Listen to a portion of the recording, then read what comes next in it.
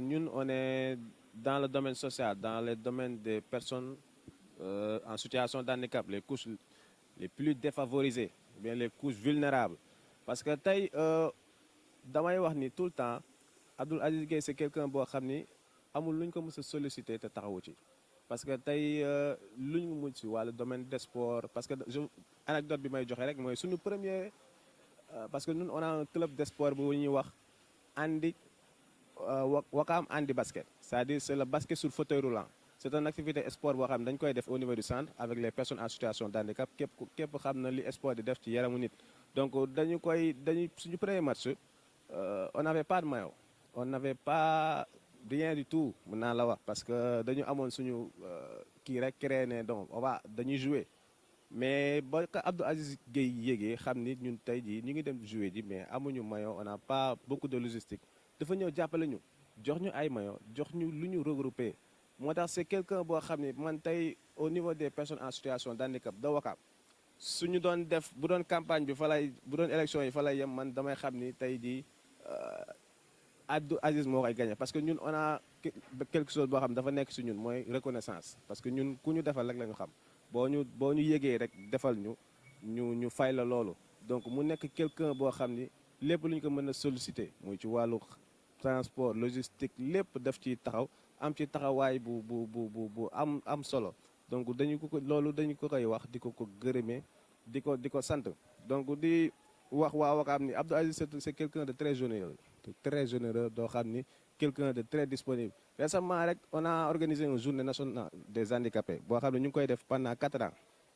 képp ko xam ne on est en période d'élection des périodes de campagne tous les candidats étaient là-bas bizarrement tous les candidats étaient là-bas parce que tey loolu bii mooy 4e édition bi te saa ñu ko daan def amul ku nekk Ouakam nekk fi autorité te duñu la invité ñi ñu fi daan invité yëpp gis ñu si kenn personne ne venait kenn daanu woon ñëw mais bizarrement on est en pré-élection tout le monde est venu et la majeure partie yi nga xam ni ñëw nañ fa ñëpp ñu ci bëri invité wuñ leen tey mën nañ ne kenn ki nga xam ni man mën naa ne invitation moo fa gën a valable c'est Abdoul Aziz Gueye parce que c'est quelqu'un koo xam ni saa yoo ko sollicité mu wuyu si la saa yoo ko newee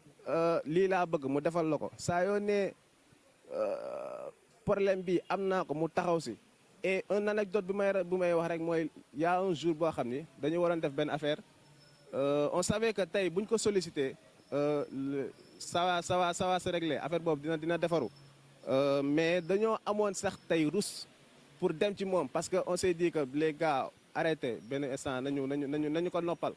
parce que nañu seeti yeneen autorités yi nga xam ne ñoo nekk au niveau de Ouakam parce que mënuñu lépp lu ñuy yëkkati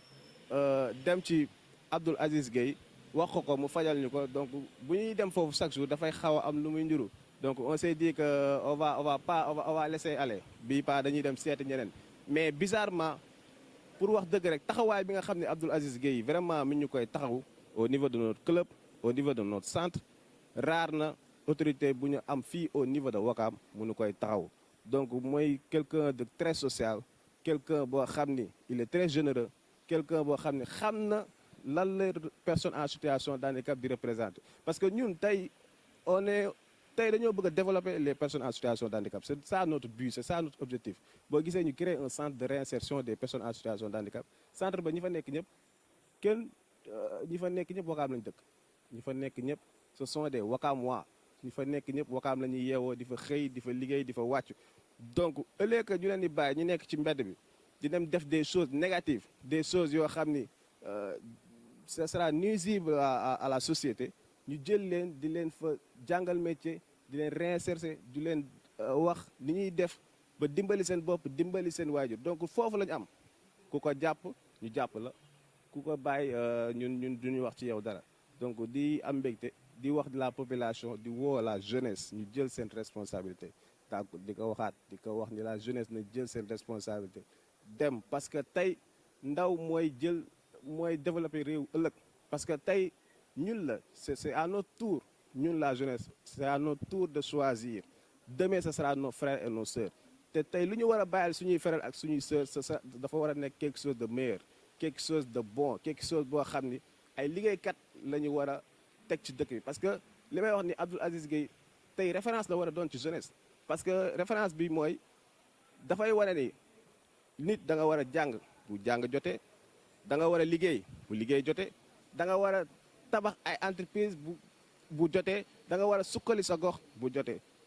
donc loolu la wanewul ni lépp loo war a am ci àdduna da nga ko war a am ci ay naxaatee ay dóor dundee nit ñi non dafa wane la bon exemple dafa wane quelque chose de meilleur boo xam ni chemin la boo xam ni képp kuy ndaw boo ci référé woo di nga ci am li la gënal donc mu nekk référence boo xam ni teg nañ woo na jeunesse bi pour ñu ñëw ànd ak moom liggéey dëkk bi donc di